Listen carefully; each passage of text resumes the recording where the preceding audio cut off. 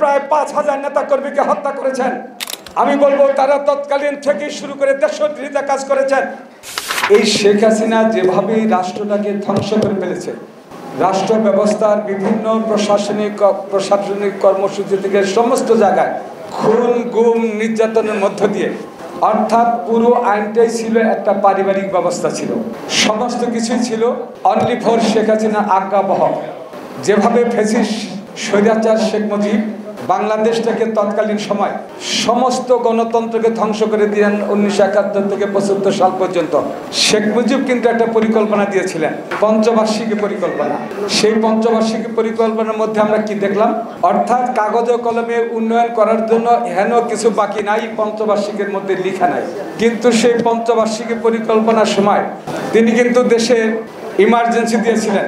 তিনি কংগ্রেস সিদ্ধার সহ প্রায় 40,000 মায়ের বুক খালি করেছিলেন। সমস্ত দলগুলোকে বন্ধ করে দিয়ে একদলীয় শাসন ব্যবস্থা বাকশাল কায়েম করে গণতন্ত্রকে হত্যা করেছিলেন। যদি সেই দিন শেখ মুজিব জনগণের পক্ষে অথবা পূর্বস্থের জনগণের পক্ষে অবস্থা নিয়ে স্বাধীনতার ঘোষণা দিতেন, তাহলে কি জিয়াউর রহমানের আগমন ঘটে? জিয়াউর রহমান আসতেন আমাদের মাঝে? যদি শেখ মুজিব পাকিস্তানে সেই বাংলাদেশের স্বাধীনতার ঘোষণা দিতেন, তাহলে তো মেজর জিয়া আমাদের কাছে ফিরে আসে না।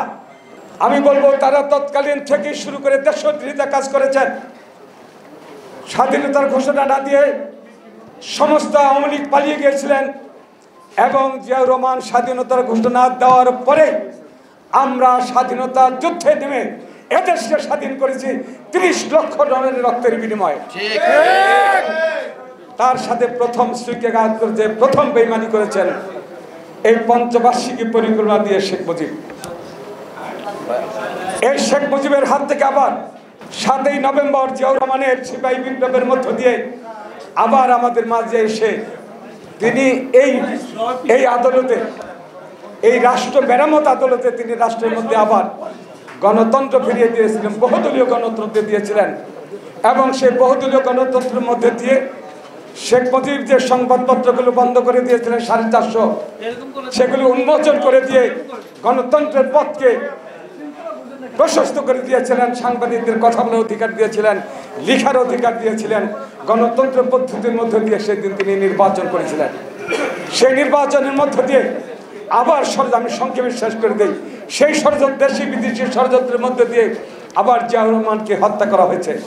স্বৈরাচারী এরশাদ আবার স্বৈরাচারী এরশাদ ক্ষমতায় এসে 18 দফা কর্মসূচি দিয়েছিল। সেই কর্মসূচির মধ্যে দিয়েও স্বৈরাচারী এরশাদ একদলীয় শাসন ব্যবস্থা কায়েম করেছিলেন, অনেক খুন গুম হত্যা করেছিলেন। 9টি বছর একটি দখলদারিত্বের মধ্য দিয়ে দেশের গণতন্ত্রকে নির্বাসনে দিয়ে একদলীয়ভাবে স্বৈরাচারের মধ্য দিয়ে দেশকে রেখেছিলেন। আবার দেশনেত্রী বেগম খালেদা জিয়া গণতন্ত্র প্রতিষ্ঠার জন্য একটি ন্যায় ভিত্তিক শাসন ব্যবস্থা কায়েমের জন্য তত্ত্বাবধায়ক সরকারের অধীনে একটি গণতন্ত্রের জন্য তিনি একটা নিরপেক্ষ গণতন্ত্রের জন্য নেমেছিলেন। সেই দিন এই স্বৈরাচারী শেখ হাসিনা এর সাথে সাথে বারবার আপোষ করেছিলেন, কিন্তু খালেদের যে আপোষ ফর্মুলা জান নেই। আবার 91 গভর্নমেন্টের মধ্য দিয়ে তিনি ক্ষমতায় এসেছিলেন।